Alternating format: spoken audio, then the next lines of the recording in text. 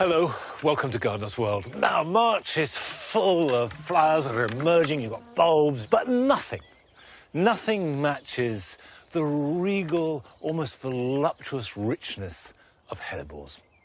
They look good as they are in clumps with their flower heads bent down, but when you then look within, you realise that they are really special. One problem that hellebores are prone to, it's a fungal problem. This is leaf spot. It's not a total disaster, but you do need to watch out for it. And you can see there's a leaf here with the characteristic chocolate splodges. And the best thing to do about that is to remove the old foliage, cut it off at the base. Don't put that on the compost heap. The best thing to do with those is either burn them or bin them and have them taken away. But keep them separate from the rest of the plants because that will spread the fungus. This week, Carol begins a project helping out a couple to reclaim their very overgrown garden. It wasn't until we moved in that we thought, I wonder what we're going to do with this.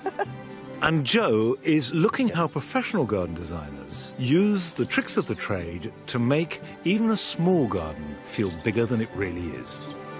This small garden has instant impact from the second you leave the back door. The perfect antidote to its urban surrounds. It's tricky to produce a really good hellebore seedling, but we visit a woman who's dedicated the past 10 years of her life to doing exactly that. I am the bee flying around flower to flower, creating new youngsters that are coming on.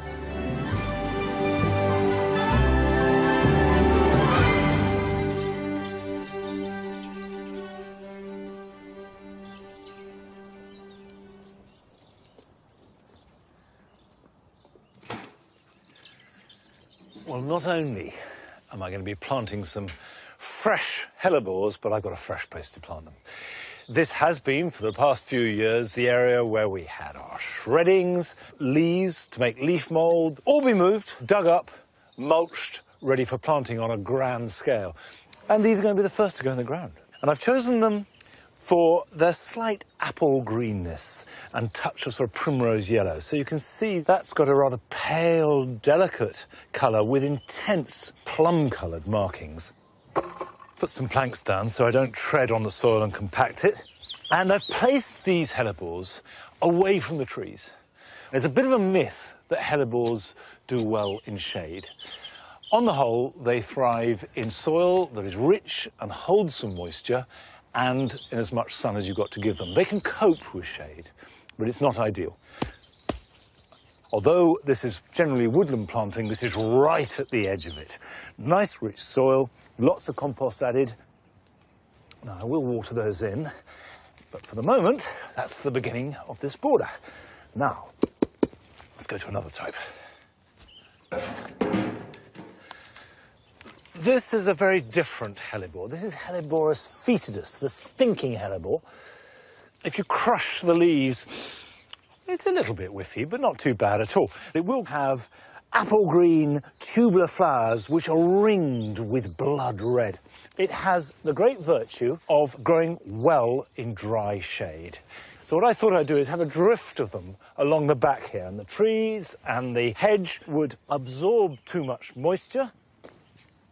Some people find hellebores, the leaves and the flowers, slightly toxic or irritating. So if you're worried about that, wash your hands after you've touched them. Hopefully they will be happy and create a nice big drift. Breeders need a special kind of patience and dedication to select out that special plant. And we went to visit Juliet Davis, who is one of those dedicated hellebore breeders, who is a self-confessed hellebore addict.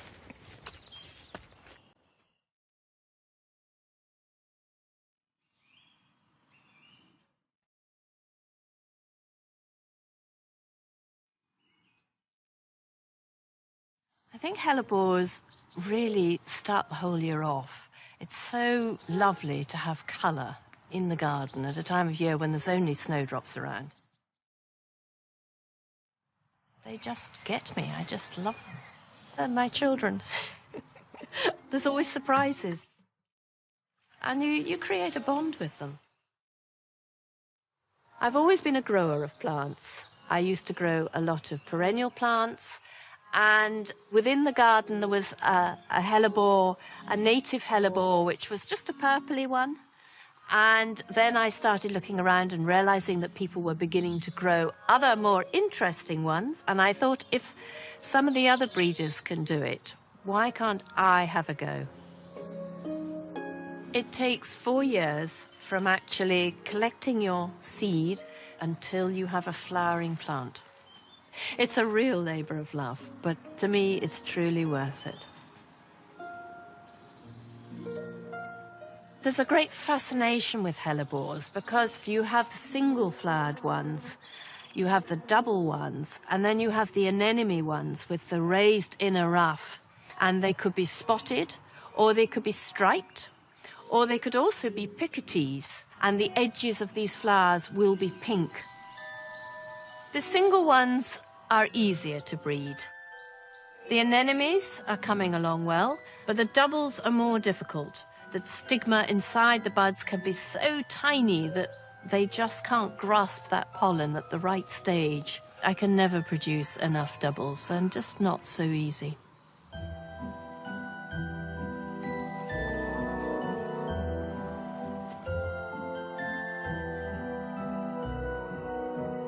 This is where I keep my best plants and do all my pollinating. The doors always have to be closed to keep the bees out. I am very selective. As they come into flower, I lift up the heads and see what they're going to do. And I make an assessment and bring them in here and then pollinate. If I wasn't so selective, I would not end up with lovely colours, good strong plants. They would be a mixture of plants. I just find the fascination of the whole process is just incredible. You're working with nature. I am the bee flying around flower to flower and creating new youngsters that are coming on. So this is how I pollinate. I take 2 flowers, and in this instance, they're both picotee. This one's got a lovely creamy face with a darker back and a darker edge. And this one is actually an anemone flower. So I'm hoping that I will end up with a nice picotee at the end. So you're taking a stamen from an open flower. So I use tweezers. And you take a bud which is just opening, and I'm just going to pass the tip with the pollen very gently onto the stigma. There we are. So now I would mark that with a piece of wool. It's easier than you think. And the more you practice, the better you become. What I really would like to achieve is I do love this colour. I mean, to me, it's a bluey grey. Now, I don't have an anemone one, and I don't have a double in this colour yet. And if I manage that, that will be very exciting. Once you're a grower, you're always a grower, and there's always going to be room for one more.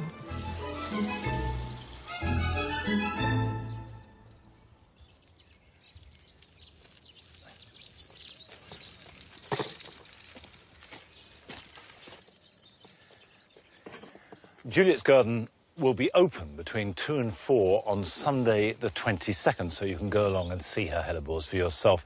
And all the details are on our website. Now, you couldn't have a bigger difference, really, between hellebores coming into their prime now and grasses which have lasted all winter and now are definitely at the end of everything they can do and need to be cleared away and start again.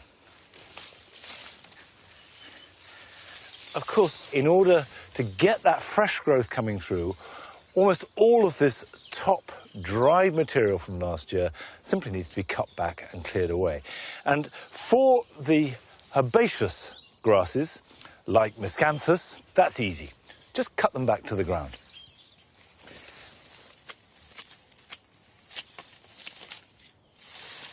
Now, when you come to evergreen grasses like this steeper, you can simply tell they're evergreen because there's green at the tops. Don't cut it back. Simply run your hand through it and comb it like that. And what you're doing is pulling out the dead material.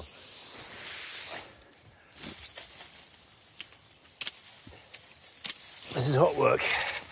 Jacket's coming off.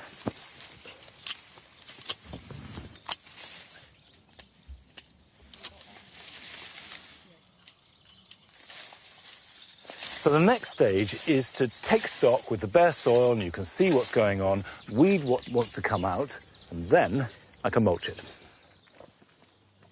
The principle is exactly the same whether you're doing 4 big beds or just 1 square foot. Now this is crushed bark with a little addition of tennis ball. The tennis ball, of course, is a magic horticultural ingredient, according to Nigel. Crushed bark in this place because I don't want to add too much fertility. High fertility means lush, strong growth, and that is wonderful for fungi, for aphids, but what you want is steady, strong, stocky growth, so the plant isn't overstretched. You can mulch with hay or straw. In the past, I've used garden compost. That's the king of mulches if you've got enough. But whatever you put on, the key is to put it on thick enough. You need at least 2 inches, and 4 inches is perfectly reasonable. And just spread it round the plants you want to keep. These forget-me-nots are fine, but knowing that it is going over the plants that you don't want, and it's got to be thick enough to block light and to keep in moisture if you've only got a certain amount. Better to do half a border really well this year and leave the other half unmulched, and then do the opposite next year. Now, all this is about getting the garden so it looks as good as possible in summer. But Carol is joining a couple who've just bought a house with a garden, and they want to make it the garden of their dreams.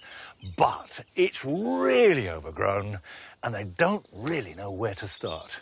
So Carol is at hand, and she'll be guiding and steering them over the course of the next few months.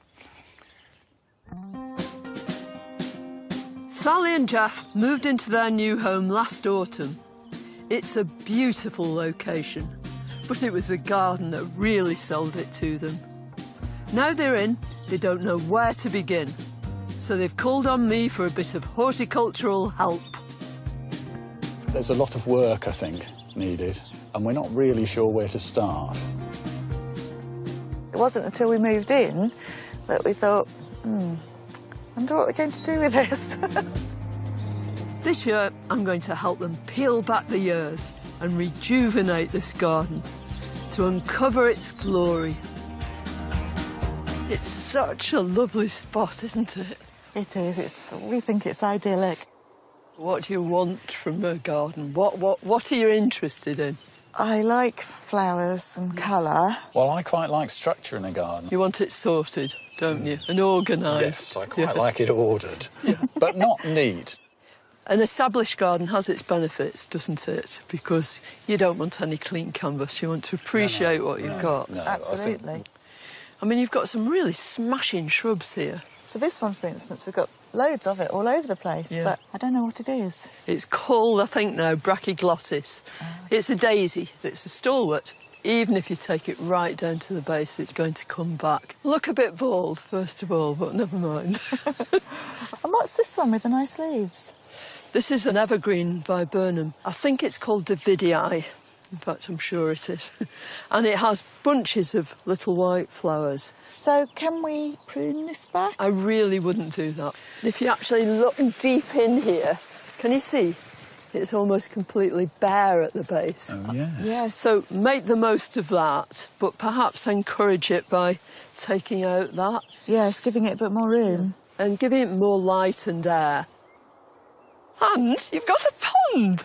Oh, I know. I'm so thrilled to finally have a pond. I've always wanted one, so I'm delighted to have it. And what do you want it to be? I think it suits the setting, really, to be a wildlife area. Just because it's wild doesn't mean to say that it doesn't need maintaining. Well, we'll put it off, because you've got frog spawn in there, so we don't want to disturb that. No. So we'll let everything do its thing, let the dragonflies hatch, and then perhaps have a go at it later on. Yeah.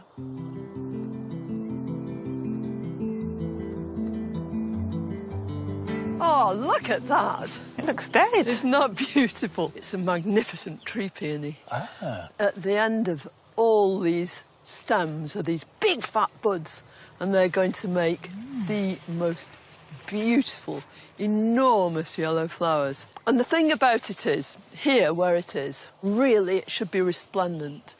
So you've got to think about perhaps taking out this hypericum. Yes. So you can view it everywhere. You've got apple trees. Yeah. They look a funny size and shape to me. They look very low to the ground. I think they're lovely. I think they're charming. Oh, good. But you need to prune them, and you need to do it very soon. 'Cause Right. as soon as they start coming into leaf and flower, then you're too late. Quite a few trees in the garden, haven't we? Yeah, you sure have. One we have a problem with is this one here. Takes a lot of light from the house. What is it, Carol? It's a Portugal laurel, and you could possibly thin it out a bit, take out some of the branches, All but it's right. always going to want to be dense and evergreen. But there's more than I can say for this rather sorry specimen. Yes, it seems to have reached the end of its life. Well, I think you obviously ought to have that out. But there are a few other conifers that are a bit problematic. Yes, there's one very close to the house that we feel ought to come out. It's far too big, really, isn't it, where it is? Yeah. Get professional help, get a tree surgeon in. Should we do it fairly soon? Definitely. Yes. I mean, any work on trees you want to be doing before the birds start nesting. So that's definitely one for the professionals. Right. But no excuses here, eh? No, I think we should just get on with it and get it down. Right. Okay. OK.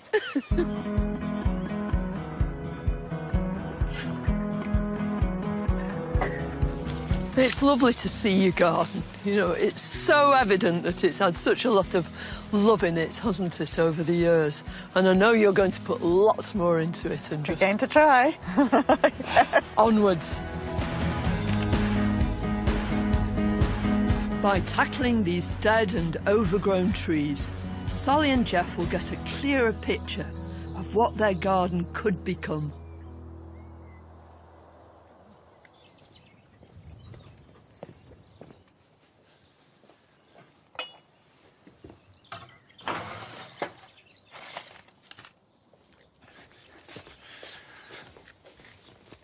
Well, it's going to be fascinating to see the transformation in Sally and Jeff's garden. And we'll do that because we'll be joining Carol as she pays repeated visits, steering them towards a beautiful garden.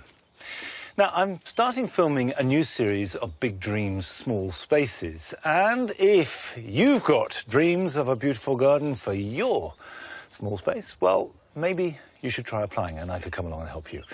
If you go to our website, you'll get all the details of how to apply. Now is the time to sow sweet peas. And it doesn't matter what you choose, the technique is the same. And I've got some seed compost that is probably a little bit richer than you would normally use for seed. I've added a bit of my own leaf mould and sieved garden compost, but any peat-free potting compost with a little bit more drainage will do well. A few years ago, we did a trial here at Longmeadow, and we found that by sowing them now, in March, you really got maximum flower from your sweet peas. You can direct sow them in May, but they take much longer to flower. I've got a variety here called Jilly, which I've never grown before, but I've chosen it because I want to make a scented garden, a garden which really all the focus is on fragrance and aroma. And this, by repute, is delicious. And I put 3 to a pot, and if only one germinates, I keep it there and don't add to it. If all 3, then I plant them all out as a group, so I don't thin them out. And this technique works really well for me. Give them a little bit of protection. Doesn't need to be a greenhouse. It could be a porch or a windowsill. Water them and let them alone. Right, in the fullness of time, they'll be ready to plant out into my new scented garden and fill the air with delicious fragrance. Now, I do realise that most people live in towns, and most town gardens are limited in size.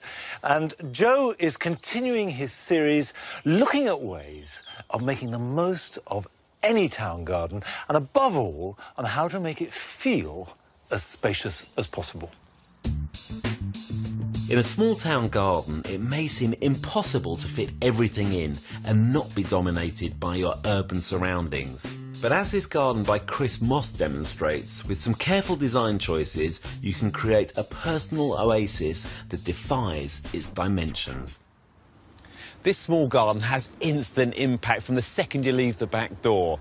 It's just 5 metres wide by 22 metres long. But this plant-filled haven is the perfect antidote to its urban surrounds.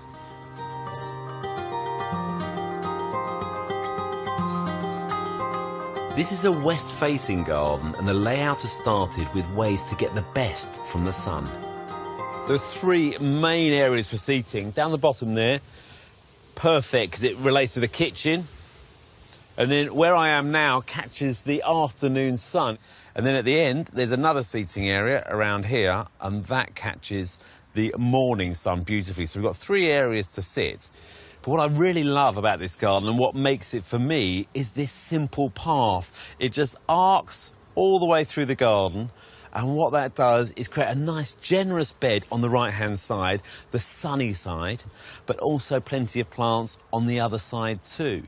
The only other elements are some screens, and the 2 key ones are one towards the back, which screens off the storage area and a compost heap, and there's one halfway down this bed here, but they're not very tall. They reveal themselves in the winter when the planting dies down. The rest of it is all about the plants that come around these seating areas, and there's plenty of height in the planting, so you feel completely enveloped in them.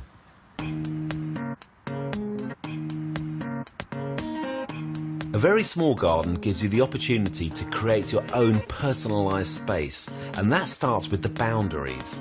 In this garden, right outside the door, the walls have been painted black. It's a good low-budget option for a small space. Now, black may seem like a really brave colour to use in the garden, but here I think it's so effective. It actually recedes into the background and makes the space feel bigger. But also, it intensifies the greens of the plant in front of it, like the tree fern and the box. They look absolutely perfect. There's not too many colours fighting together. It's just the green and the black, and that's it. But further into the planting, there's a more naturalistic approach. It's really nice to see a hedge in a city, this wonderful beech hedge, which filters the wind, filters the light, it reflects the seasons because it'll turn a wonderful autumn colour. And from a design point of view, what it does is sort of blur the boundary of the garden, can't quite work out exactly where it ends, so actually makes it feel bigger. When it comes to planting, repetition and simplicity help stretch a small space. But restricting your choices doesn't mean everything will look the same. There's a huge variety of plants in this garden, but the one structural evergreen plant that's tying it all together is box. Now, we often see it in a formal garden, but here, because we've got different sized box balls in different sized pots, it starts that informal theme. The box is cleverly woven throughout the garden, straddling either side of the path. Here we've got a large mounded form nestled in amongst the softer planting. And then on the other side, because box can thrive in sun or shade, we've got this lovely cloud-pruned hedge. Now, it's a bold statement, but this garden doesn't have any lawn at all, so this box is providing plenty of green all year round.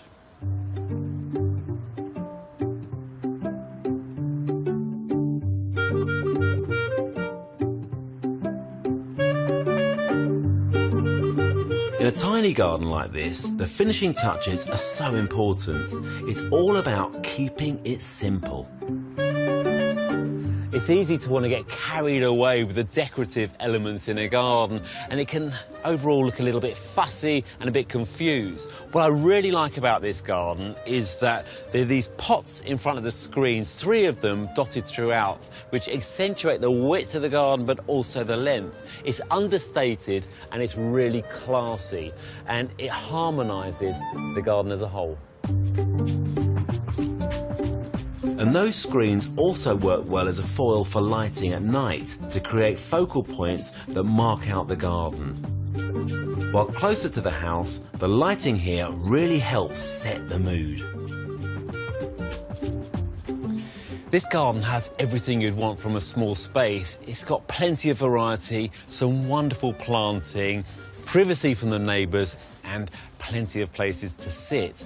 But what I really like about it is that it hasn't been divided up into rooms and it hasn't been compartmentalised. So there's a lovely seamless flow throughout to create a unique city garden.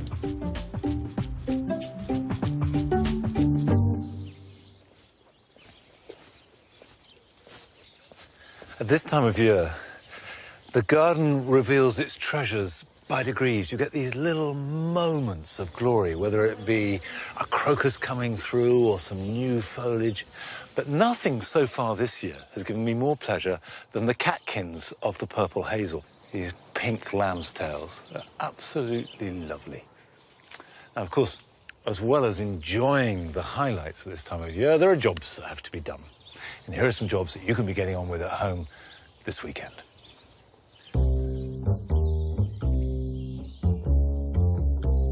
One of the first seeds that you can sow in your vegetable garden or allotment are broad beans. Dig the ground over and add some compost or manure, then rake it level. I like to sow them in double rows, the width of a plank. Space the beans about 3 or 4 inches apart, rake them over lightly, and leave them to grow.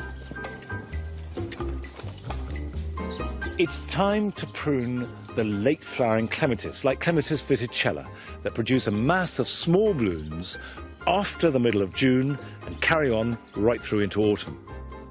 These new flowers are produced on the current season's growth, so everything that grew last year can be cut away. I like to leave a couple of buds, so there's about a foot of growth, but otherwise be brave and cut hard. Rhubarb is growing strongly now, but there's still a high percentage of leaf to stem. But if you force it, all the energy goes into the stems, and they're extra sweet. So as the buds emerge, cover them up, and a bucket will do the job fine. Make sure there's no light, and in a few weeks' time, you should be able to harvest deliciously sweet, succulent stems.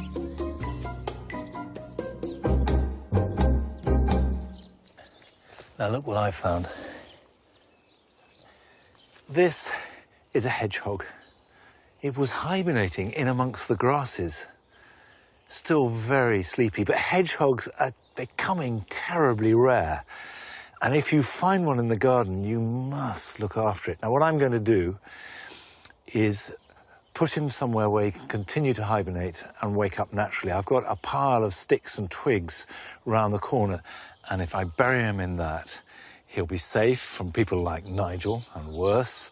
And then when he's ready to wake up, he'll be able to come out at his own time and pace.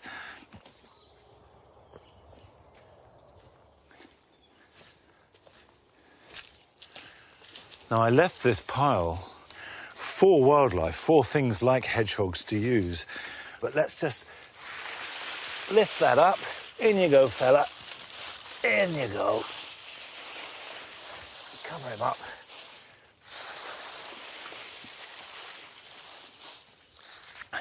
Well, that's an exciting way to finish. That's it for this week. And I'll see you back here at Longmeadow next Friday. Till then, bye-bye.